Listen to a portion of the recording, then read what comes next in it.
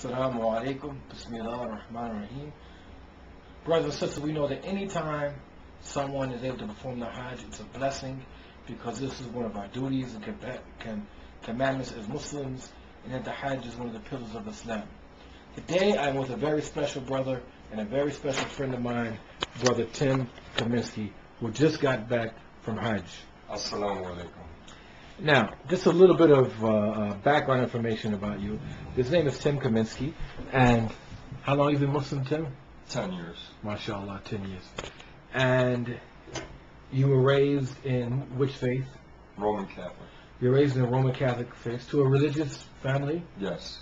And what was their ethnic background? Polish. Polish. So to a religious, ethnic, Polish background, MashaAllah, Yes. MashaAllah. And my parents had aspirations for me to be a priest. An aspiration for you to be a priest.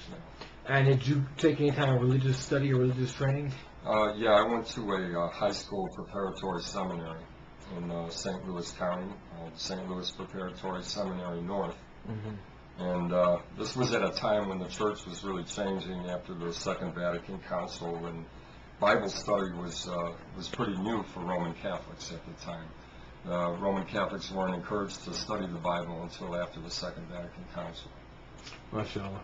And then after this, a certain period of time, you became somewhat disinterested in the church, and you began a long career as a labor and human rights activist. Is this correct? Yes, I did. The Vietnam War, the Black Panther, Black Liberation Movement, and the United Farm Workers was my initiation into political activism, which finally led to communist politics. I became a member of various socialist organizations and the Communist Party itself.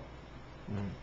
And you also involved in a lot of racial reconciliation work and work here in the city of St. Louis. Yes. Homer G. Phillips Hospital, etc. Right. The fight to save Homer G. Phillips, one of the last public hospitals in St. Louis, and the fight against police brutality, the fight against apartheid in South Africa on the international level.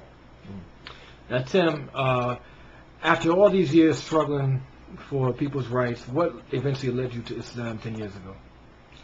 I don't think there's any one thing I could say, but I think there's a couple of things that are real noteworthy.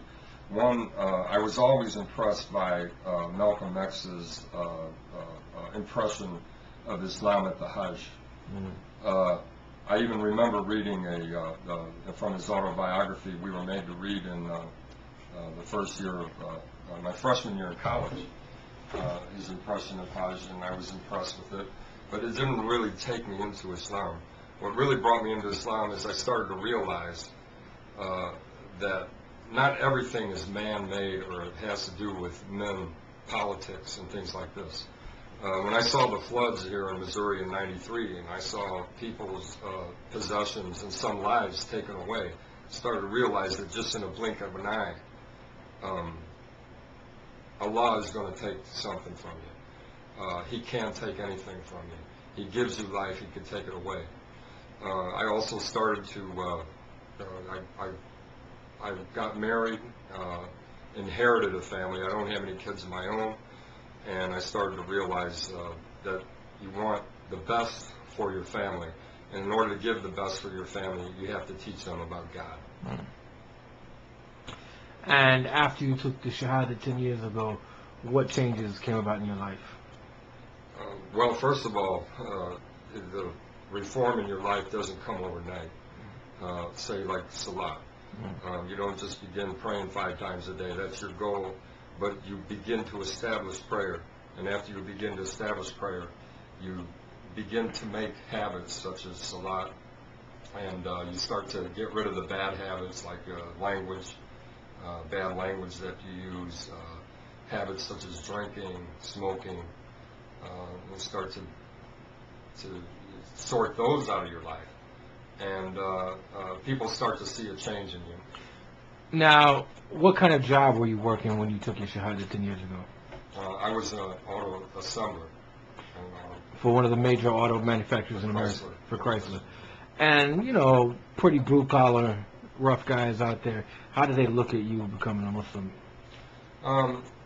a lot of people, they couldn't understand it, but there's a lot of people who were very interested in, or what made you become a Muslim. And one of my favorite questions was, I would go pray on my breaks and during lunch, and a friend of mine asked, where do you go on breaks? Where do you go on lunch? And I'd say, well, I'm a Muslim and I have to pray. I'm praying 5 times a day. And he would say, well, gee, what do they do to you if you don't pray? I said, nobody does anything to you. You made a covenant with Allah, and you feel bad. If you don't pray, you know you haven't fulfilled what you were supposed to do. Mm-hmm. Okay, so moving along, this year, alhamdulillah, you went to Hajj. Yeah, Allahu Akbar. Allahu Akbar. And what were some of the most memorable, what were the feelings that you had when you went into Mecca? When I went to Mecca and I saw the Kaaba for the first time, I had chills up and down my spine. Mm-hmm. This is a very sacred masjid. This is the masjid where Ibrahim and Ishmael lifted the altar, the Kaaba, from its foundations. Mm-hmm. This is where Ishmael and his mother Hawa were left in Mecca, which is pretty much, hasn't changed that much as far as the terrain. The city has changed, of course, with population and all that. But just to be here where the prophets walked and where the Prophet Muhammad his family and his companions were. It was just amazing to be here. It was a gift. And reading Malcolm and being at the Hajj, did you think of Malcolm when you were at the Hajj? Yes, I did. I can't help but had that picture first from reading it and then seeing the movie. I couldn't get that picture out of my mind. Alhamdulillah. But being there is something different. And you could see videos, you could read about it, but when you're there, it's a whole different. And you saw people from all over the Ummah. Yes. Muslims from all over the Muslim world. Yes. Indonesia, Russia, the former Soviet provinces, Russia proper. And you were holding it down for the Polish. Yeah. Yes. I didn't meet anybody from Poland, but I'm sure they were there.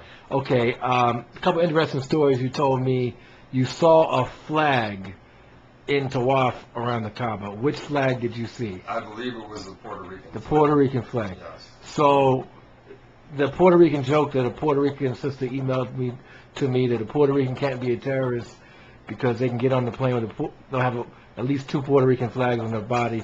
It's true because of the Puerto Rican flag even at Tawaf. Yes. And you saw someone special with a big contingent going around in Tawaf. And who was that? That was Ahmadinejad, the president of Iran. So you actually saw Ahmadinejad going around? Yes, I did. Okay. And anything else, interesting little stories that happened to you, briefly? Well, a lot happened to me. Let me say, my luggage was lost on the way there, and there was a series of mishaps. I look at it all as tests. Mm-hmm. It made it more of an adventure, and believe me, all those things are minor compared to what I experienced as being able to participate in this pilgrimage, which is thousands of years old, and which is a blessing. And of course, I hope that Allah accepts my Hajj and accepts the Hajj of everyone who was there, inshallah. And briefly, what were your feelings like in Medina, in the city of the Prophet sallallahu alaihi wasallam? I think those were the most peaceful moments I had during my visit. Mm-hmm. The Prophet's masjid was just very special to me. I was very, for some reason I had a real feeling of sakina in me. I really felt at peace. Well, there you have it, Brother Tim Kaminski in St. Louis, Missouri. Jazakumullah khairan. Assalamu alaikum wa rahmatullahi wa barakatuh. This is another edition of Umar TV. Peace out.